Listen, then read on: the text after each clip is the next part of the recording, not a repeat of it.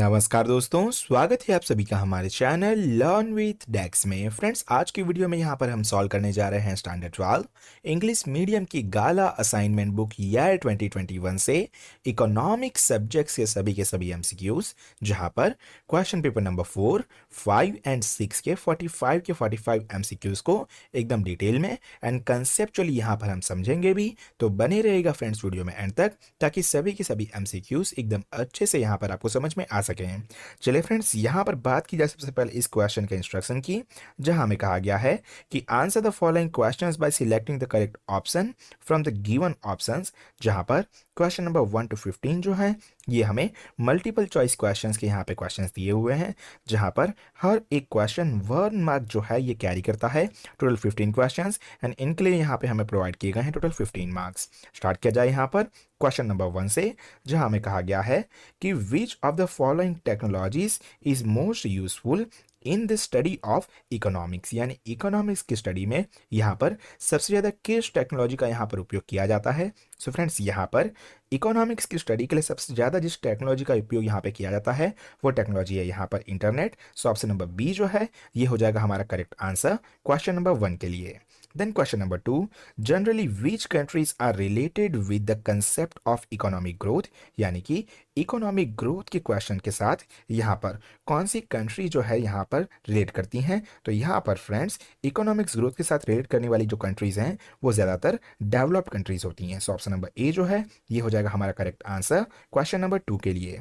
Then यहाँ पर है question number 3, which of the following is the real indicator of economic development. जो कि फ्रेंड्स यहाँ पर लास्ट ईयर की मार्च 2019 की जो हमारी एग्जाम थी वहाँ पर ये क्वेश्चन पूछा जा चुका है, जहाँ पर फ्रेंड्स हमें कहा गया है कि इकोनॉमिक डेवलपमेंट का यहाँ पे इंडिकेटर कौन सा है। तो यहाँ पर friends increase in per capita income जो है ये हमारा रियल इंडिकेटर हम कह सकते हैं इकोनॉमिक डेवलपमेंट का, क्योंकि यहाँ पर पर्सन इनकम जब यहाँ इंक्रीज होगी तब हम कह सकते हैं कि रियल में यहाँ पे हमारा जो इकोनॉमिक डेवलपमेंट है वो हो रहा है। सो क्वेश्चन नंबर 3 के लिए ऑप्शन नंबर डी जो है ये हो जाएगा हमारा करेक्ट आंसर।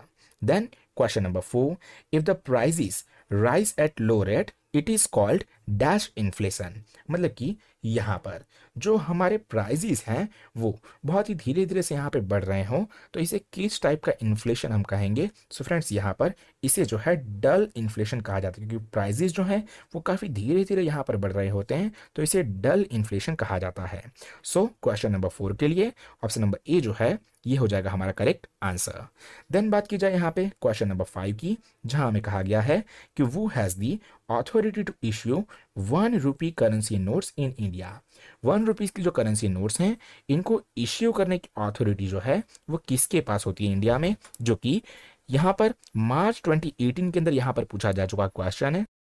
तो इसके लिए फ्रेंड्स यहाँ पे हमारा करेक्ट आंसर आ जाएगा option number C, finance ministry of India. Then question number 6, on which of the following deposits interest is not paid. यानी कि कौन सी डिपॉजिट पे जो इंटरेस्ट है वो नहीं पे किया जाता है। सो फ्रेंड्स, यहाँ पर जो हमारी करंट डिपॉजिट्स होती हैं उनके ऊपर कोई भी इंटरेस्ट हमारा पे नहीं किया जाता है। सो ऑप्शन नंबर ए जो है ये हो जाएगा हमारा करेक्ट आंसर क्वेश्चन नंबर 6 के लिए।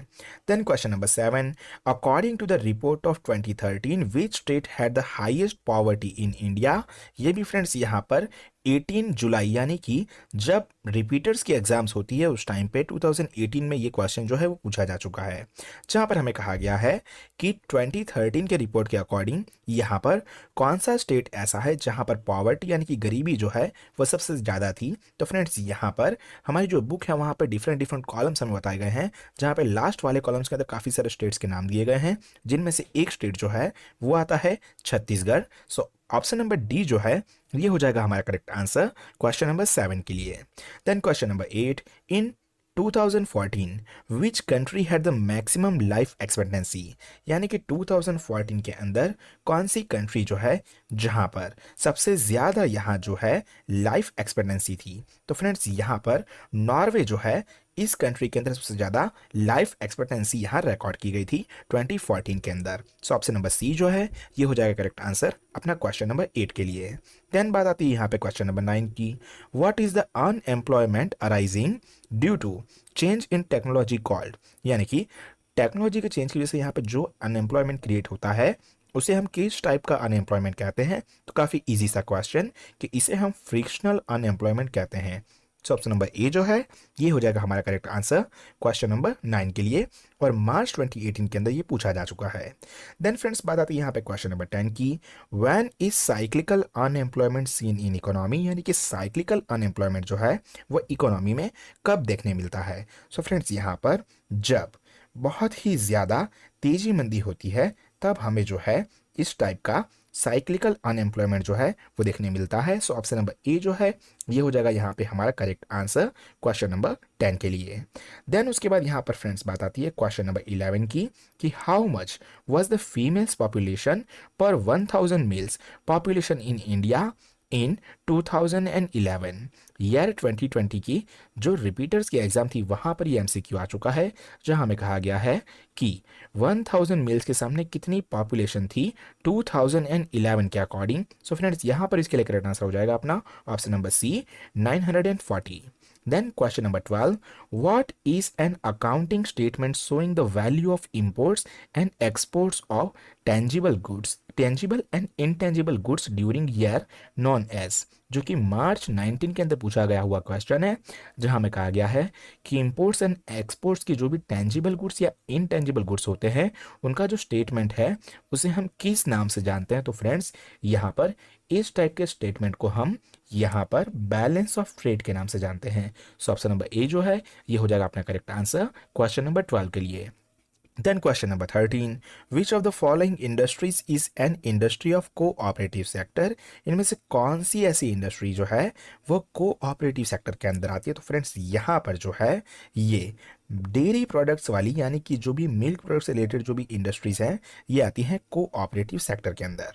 देन बात आती है यहाँ पे 40 नंबर के क्वेश्चन की, इन the year 2013 and 2014 what share of export income was earned by industry? तो इसके लिए करेक्ट आंसर हो जाएगा अपना ऑप्शन नंबर सी 2/3 शेयर, यानी कि 2013 में यहाँ पर जो भी हमारी कंट्री की यहाँ एक्सपोर्ट हो रही थी उसमें इंडस्ट्रीज जो हैं उनके अंदर से हमें कितना शेयर मिला था? तो ये था friends 2/3। Then last question, question paper number 4 के लिए, in which year the definition of an urban area was liberally given, यानी कि अर्बन एरिया की यहाँ पर जो डेफिनेशन है वो किस ईयर के अंदर दी गई थी? तो फ्रेंड्स यहाँ पे ईयर 1951 के अंदर ये डेफिनेशन दी गई थी। सो क्वेश्चन नंबर 15 के लिए ऑप्शन नंबर डी जो है ये हो जाएगा अपना करेक्ट आंसर। तो ये हो जाता है फ्रेंड्स यहाँ पे question paper number 4 solve. Hope so कि यहाँ पर समझाए गए 15 के 15 एमसीक्यूज एकदम अच्छे से आपको समझ में आ गए होंगे।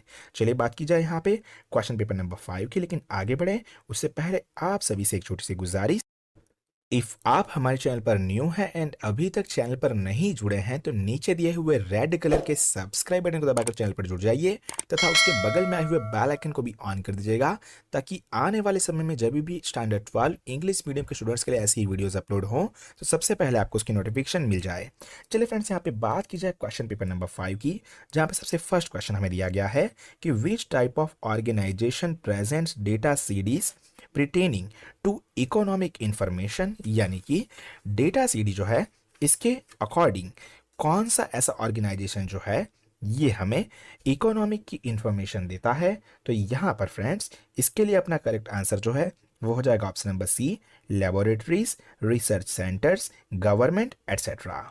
Then question number 2, when economic development takes place in a country, यानी कि इकोनॉमिक डेवलपमेंट जो है वो कंट्री के अंदर यहाँ पर जब जगह लेता है तब ऐसे में क्या होता है? तो यहाँ पर फ्रेंड्स ऐसे में जो कंट्रीब्यूशन ऑफ एग्रीकल्चर सेक्टर जो है वो डिक्रीज होती है, यानी कि हमारी जो भी एग्रीकल्चर सेक्टर की कंट्रीब्यूशन है वो डिक्रीज हो जाती है। सो ऑप्शन नंबर ए जो है ये हो जाएगा अपना करेक्ट आंसर क्वेश्चन नंबर 2 के लिए।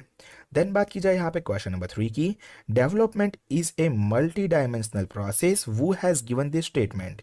डेवलपमेंट जो है ये एक मल्टी डायमेंशनल प्रोसेस है, ये स्टेटमेंट किसने दिया था? मार्च 20 के अंदर ये क्वेश्चन जो है ये पूछा जा चुका है। तो फ्रेंड्स यहाँ पर ये जो स्टेटमेंट है ये दिया था यहाँ पर टोडेरो ने। सो ऑप्शन नंबर ए टोडेरो जो है ये हो जाएगा अपना करेक्ट आंसर क्वेश्चन नंबर 3 के लिए।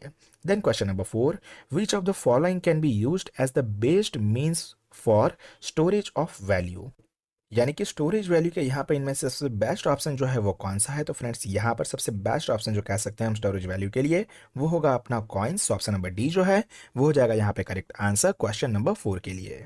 देन बात की जाए यहाँ पे क्वेश्चन नंबर 5 की कि what is long term lending. So friends यहाँ पे इसके लिए अपना आंसर हो जाएगा option number B, lending for 5 year to 15 years, यानी कि 5 साल से लेके 15 साल के बीच की यहाँ पे जो लैंडिंग होती है उसे हम लॉन्ग टर्म लैंडिंग बोलते हैं। देन बात आती है यहाँ पे क्वेश्चन नंबर 6 की, since when have foreign banks enter the private sector, यानी कि बैंक्स जो है वो प्राइवेट सेक्टर के अंदर कब से यहाँ पे एंटर हुई थी? तो ये एंटर हुई थी सिंस 1991 से। सो ऑप्शन नंबर ए जो है ये हो जाएगा अपना करेक्ट आंसर क्वेश्चन नंबर 6 के लिए। देन 7 नंबर का question, what amount of the rupees are decided by Tendulkar committee in the year 2011 to 12 for deciding poverty line in urban areas. March 19 and July 19 दोनों के अंदर एक क्वेश्चन आ चुका है जहां पर फ्रेंड्स हमें कहा गया है कि कौन सी रुपीस की अमाउंट जो है वो तेंदुलकर कमेटी के द्वारा यहाँ डिसाइड की गई थी ईयर 2011 एंड 12 के अंदर, यहाँ पर according to poverty line in urban areas. तो यहाँ पर फ्रेंड्स इसके लिए अपना जो करेक्ट आंसर है वो बनना चाहिए option number C, ₹1000। Then question number 8, what does relative poverty indicate. Relative poverty जो है ये यहाँ पर क्या दर्शाती है? तो रिलेटिव पॉवर्टी जो है फ्रेंड्स ये यहाँ पे इन इक्वालिटी ऑफ इनकम जो है इसे दर्शाती है। सो ऑप्शन नंबर ए जो है ये हो जाएगा अपना करेक्ट आंसर क्वेश्चन नंबर 8 के लिए। देन बात की जाए यहाँ पे क्वेश्चन नंबर 9 की, वो presented 4 measuring routes of measuring types of unemployment, यानी अनएम्प्लॉयमेंट के जो 4 मेजरिंग रूट्स हैं ये यहाँ पर किसने डिसाइड किए थे या किसने प्रेजेंट किए थे? तो ये फ्रेंड्स प्रेजेंट किए थे यहाँ पे राजकृष्णा ने। तो यहाँ पर ऑप्शन नंबर ए जो है ये हो जाएगा अपना करेक्ट आंसर क्वेश्चन नंबर 9 के लिए। ये यहाँ पर मार्च 20 एंड अगस्त 20 के अंदर रिपीट किया हुआ क्वेश्चन है। फ्रेंड्स यहाँ पर बार बार मैं आपको रिमेंड ये इसलिए करवा रहा हूँ क्योंकि यहाँ पर जितने भी क्वेश्चंस ये लास्ट ईयर के पेपर्स में आए हैं उनके बहुत ही ज़्यादा चांसेस रहते हैं हमारी आने वाली बोर्ड एग्जाम्स में आने के। तो ये जो क्वेश्चन ये तो आपको खास यहाँ पर बहुत ही ध्यान से याद कर ही लेने हैं। देन बात की जाए यहाँ पे क्वेश्चन नंबर 10 की कि in which sector is disguised unemployment seen more. Disguised unemployment जो है वो कौन से सेक्टर के अंदर ज़्यादा देखा जाता है? तो ये जो है ये एग्रीकल्चर सेक्टर जो है इसमें ज़्यादा देखा जाता है। तो ऑप्शन नंबर ए जो है ये हो जाएगा अपना करेक्ट आंसर क्वेश्चन नंबर 10 के लिए। Then question number 11, how much was India's population in the year 2011। जुलाई 19 का पूछा हुआ है क्वेश्चन कि इंडिया की जो पॉपुलेशन है ईयर 2011 के अंदर कितनी थी? तो ये फ्रेंड्स यहाँ पे 121.02 करोड़ जो है इतनी थी। तो इसके लिए करेक्ट आंसर हो जाएगा अपना क्वेश्चन नंबर 11 का option number C. Then question number 12, in today's time which factor of production is the most mobile in international trade. अगस्त 20 के अंदर पूछा गया क्वेश्चन जहां पे हमें कहा गया है कि यहाँ पर इस समय पे जो भी हमारा यहाँ इंटरनेशनल ट्रेड यानी कि फॉरेन ट्रेड जो होता है ऐसे में कौन सा यहाँ पर प्रोडक्शन फैक्टर जो है वो सबसे ज़्यादा यहाँ पे मोबाइलेबल बना है, यानी कि जिसे हम आसानी से यहाँ वहाँ ले जा सकते हैं। तो ऐसे में फ्रेंड्स इसके लिए जो क्वेश्चन है इसका आंसर अपना करेक्ट हो जाएगा यहाँ पे ऑप्शन नंबर सी, एंटरप्रेन्योरशिप। यानी एंटरप्रेन्योरशिप है इसे हम इजीली यहाँ पे मोबाइल कर सकते हैं, यानी यहाँ से वहाँ हम ले जा सकते हैं। सो ऑप्शन नंबर सी जो है ये हो जाएगा अपना करेक्ट आंसर क्वेश्चन नंबर 12 के लिए। Then question number 13, which of the following industries falls in category of large scale industry. यहाँ पर लार्ज स्केल इंडस्ट्री के अंदर यहाँ हम इनमें से किसे कंसिडर कर सकते हैं? So option number C, iron जो है इसे हम कंसिडर कर सकते हैं लार्ज स्केल इंडस्ट्री के अंदर। Then question number 14, when was the implementation of special economic zone done in India. Special economic zone यानी SEZ जो है इसका इम्प्लीमेंटेशन कब हुआ था इंडिया में? तो ये हुआ था ईयर 2000 के अंदर। ऑप्शन नंबर सी जो है ये हो जाएगा अपना करेक्ट आंसर क्वेश्चन नंबर 14 के लिए। Then last question, question paper number 5 का question number 15, approximately what was the percentage of population living in the cities 2011 के अकॉर्डिंग यहाँ पर सिटीज़ में रहने वाली जो पॉपुलेशन है वो कितनी थी? तो ये थी फ्रेंड्स यहाँ पे around 32%। So option number B जो है ये हो जाएगा अपना करेक्ट आंसर क्वेश्चन नंबर 15 के लिए। तो यहाँ पर ये हो जाता है अपना question paper number 5 complete. Hope so कि अच्छे से ये आपको समझ में आ गया होगा। चलिए फ्रेंड्स बात की जाए यहाँ पे question paper number 6 and last question paper की। लेकिन आगे बढ़ें उससे पहले वीडियो अगर आपको पसंद आ रही हो तो फ्रेंड्स वीडियो को लाइक करना बिल्कुल भी ना भूलें, क्योंकि आपकी एक लाइक मुझे बहुत सारा मोटिवेशन प्रोवाइड कर सकती है। एंड मेरे एफर्ट के लिए आप यहाँ पर एक लाइक तो ज़रूर से दे सकते हैं, तो लाइक करना बिल्कुल भी ना भूलें। चलिए फ्रेंड्स, बात की जाए यहाँ पे क्वेश्चन नंबर 1 की, जहाँ हमें कहा गया है कि for which of the following is the knowledge of statistics necessary. यहाँ पर इनमें से किस जगह पर स्टेटिस्टिक्स का नॉलेज जो है वो काफ़ी ज़्यादा यहाँ पर ज़रूरी होता है। तो इसके लिए फ्रेंड्स ऑप्शन नंबर बी जो है ये हो जाएगा अपना करेक्ट आंसर, कि टू ड्रॉ अ ग्राफ, यानी ग्राफ जब हम बनाते हैं इसके लिए स्टेटिस्टिक्स जो नॉलेज है हमारा, ये हमारा बड़ा ही ज़रूरी बनता है। So option number B correct answer for question number 1। Then question number 2, what is the value of human development index. Human development index की जो वैल्यू है वो कितनी है, तो ये होती है friends between 0 to 1। So option number C जो है ये हो जाएगा करेक्ट आंसर क्वेश्चन नंबर 2 के लिए। Then question number 3, what type of change is economic growth, किस टाइप की जो चेंज है उसे हम इकोनॉमिक ग्रोथ में कंसिडर कर सकते हैं। तो इसके लिए फ्रेंड्स यहाँ पर क्वांटिटेटिव जो है ये हो जाएगा अपना correct answer. Then question number 4, what is the income system called that allows exchange of rice for getting clothes, जो कि मार्च 20 में पूछा गया क्वेश्चन है। मतलब कि चावल देकर कपड़े लेने वाला यहाँ पे जो इकोनॉमिक सिस्टम चलता था उसे हम क्या कहते थे, तो बहुत ही इजी था क्वेश्चन, कि इसे हम बार्टर सिस्टम कहा करते थे। यहाँ पर कोई भी चीज़ को देना और उसके बदले में कोई चीज़ लेना, उसे हम बार्टर सिस्टम कहते थे। Then question number 5, what does RBI do at the time of inflation. Inflation के टाइम पे जो आरबीआई है वो यहाँ पर क्या करती है, तो इन्फ्लेशन के टाइम पर फ्रेंड्स आरबीआई जो है वो रेपो रेट जो है उसे काफ़ी ज़्यादा बढ़ा देती है, यानी इंक्रीज कर देती है। तो ऑप्शन नंबर बी जो है ये हो जाएगा अपना करेक्ट आंसर क्वेश्चन नंबर 5 के लिए। Then question number 6, after 1962 what percentage of total deposit as CRR was determined by RBI, यानी कि 1962 के बाद में यहाँ पर कितना CRR यहाँ पर डिपॉजिट के तौर पर रखने का आरबीआई ने डिसाइड किया। तो यहाँ पर फ्रेंड्स इसके लिए आंसर जो है ये हो जाएगा 3% to 15%, यानी कि option number C. Then question number 7, according to all estimate for the year 2011 and 12, which of the following state falls in the category of 30 to 40% poverty, यानी कि यहाँ पर ईयर 2011 एंड 12 के अंदाज के हिसाब से कौन सा यहाँ पर स्टेट ऐसा था जो कि 30 to 40% की यहाँ पे कैटेगरी में आ गया था। तो यहाँ पर फ्रेंड्स इसके लिए अपना ऑप्शन हो जाएगा option number D, Odisha. Then question number 8, according to population census 2011 of India, what percentage of total population is rural population। 2011 के सेंसस के हिसाब से यहाँ पर कितनी परसेंटेज पॉपुलेशन जो है वो रूरल पॉपुलेशन यहाँ गिनी जाएगी, यानी कितने परसेंटेज पॉपुलेशन टोटल पॉपुलेशन में से रूरल पॉपुलेशन है। तो इसके लिए फ्रेंड्स यहाँ पे करेक्ट आंसर जो है वो अपना एक्चुअली में होना चाहिए था 68%, बट यहाँ 68% नहीं दिया गया, मतलब 66% जो है इसे हम कंसिडर कर सकते हैं। बाकी एक्चुअल जो आंसर इसका ये होना चाहिए यहाँ पे 68%। देन फ्रेंड्स यहाँ पे बात आती है क्वेश्चन नंबर 9 की, कि what is the marginal productivity of disguised unemployment. Disguised unemployment जो है इसकी मार्जिनल प्रोडक्टिविटी कितनी होती है, तो इसके लिए फ्रेंड्स यहाँ पे अपना ऑप्शन जो है वो हो जाएगा ऑप्शन नंबर डी, 0। देन बात आती है यहाँ पे क्वेश्चन नंबर 10 की, which type of unemployment arise due to lack of effective demand. यहाँ पर लेक ऑफ इफेक्टिव डिमांड से जिस टाइप का अनएम्प्लॉयमेंट यहाँ क्रिएट होता है उसे हम यहाँ पर साइक्लिकल अनएम्प्लॉयमेंट कहते हैं। तो ऑप्शन नंबर सी जो है ये हो जाएगा अपना करेक्ट आंसर क्वेश्चन नंबर 10 के लिए। Then question number 11, when was the first census of independent India conduct. मतलब कि इंडिपेंडेंट इंडिया का जो फर्स्ट यहाँ पर सेंसस है वो कब यहाँ काउंट किया गया था, तो फ्रेंड्स यहाँ इंडिपेंडेंट इंडिया कहा गया है। तो इसके लिए फ्रेंड्स यहाँ पे आंसर अपना होगा इन 1951। अगर यहाँ पर सिर्फ और सिर्फ फर्स्ट सेंसस की बात की जाए और यहाँ इंडिपेंडेंट वर्ड मेंशन ना हो तब ये हो जाएगा 1871, लेकिन इंडिपेंडेंट वर्ड है यानी कि यहाँ पर आएगा 1951। और फ्रेंड्स अगर यहाँ पर 1871 ईयर की हम बात करते हैं तो यहाँ पर एक और चीज़ हमें याद रखनी है कि ईयर 1871 में सबसे पहले जमशेदजी टाटा थे जिन्होंने यहाँ पे पॉपुलेशन काउंटिंग करवाई थी।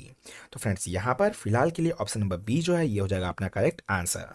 Then question number 12, if for India exchange rate increase what is the effect of that. यानी कि मान लो यहाँ पे इंडिया का जो एक्सचेंज रेट है वो यहाँ पर बढ़ जाए तो इसकी इफेक्ट जो है वो इफेक्ट क्या होगी, तो सीधी सी बात है यहाँ पर जो इफेक्ट है वो हो जाएगी कि जो हमारी एक्सपोर्ट्स है वो एक्सपोर्ट्स क्या होंगी, डिक्रीज हो जाएगी। Then question number 13, how much investment is needed in small scale industry. यानी स्मॉल स्केल इंडस्ट्रीज जो है यहाँ पे कितना हमें इन्वेस्टमेंट चाहिए होता है, तो ये इन्वेस्टमेंट फ्रेंड्स होता है यहाँ पे 25 लाख से लेके 5 करोड़ तक का, यानी कि 25 lakh to 5 crore. Then question number 14, which of the following industries is consumer goods industry, इनमें से कौन सी इंडस्ट्री जो है वो कंज्यूमर गुड्स इंडस्ट्री, तो ये जो है फ्रेंड्स इसका आंसर हो जाएगा अपना option number C, soap industry. Then बात आती है यहाँ पे लास्ट क्वेश्चन की, question number 15, migration of population due to the construction of dam on Narmada river is which type of migration, यानी कि मान लो नर्मदा नदी के ऊपर एक पुल बन रहा हो, एक ब्रिज बन रहा हो, और ऐसे टाइम पे कोई माइग्रेशन जो होता है उसे हम किस टाइप का माइग्रेशन कहेंगे, तो इसे फ्रेंड्स यहाँ पे डेवलपमेंटल माइग्रेशन कहा जाता है। यानी कि एक तरह से क्या हो रहा है, डेवलपमेंट हो रहा है, और ऐसे में जो माइग्रेशन हो रहा है उसे हम डेवलपमेंटल माइग्रेशन कहते हैं। तो फ्रेंड्स यहाँ पर इसी के साथ में ईयर 2021 गाला असाइनमेंट बुक इकोनॉमिक्स सब्जेक्ट के क्वेश्चन पेपर नंबर 4, 5 एंड 6 के सभी 45 एमसीक्यूज जो हैं ये हो जाते हैं सॉल्व। होप सो कि यहाँ जितने भी एमसीक्यूज मैंने आपको समझाए वो अच्छे से यहाँ पे आपको समझ में आ गए होंगे, एंड आने वाली एग्जाम्स के लिए आपके लिए ये बेहद ही ज़्यादा हेल्पफुल रहेंगे।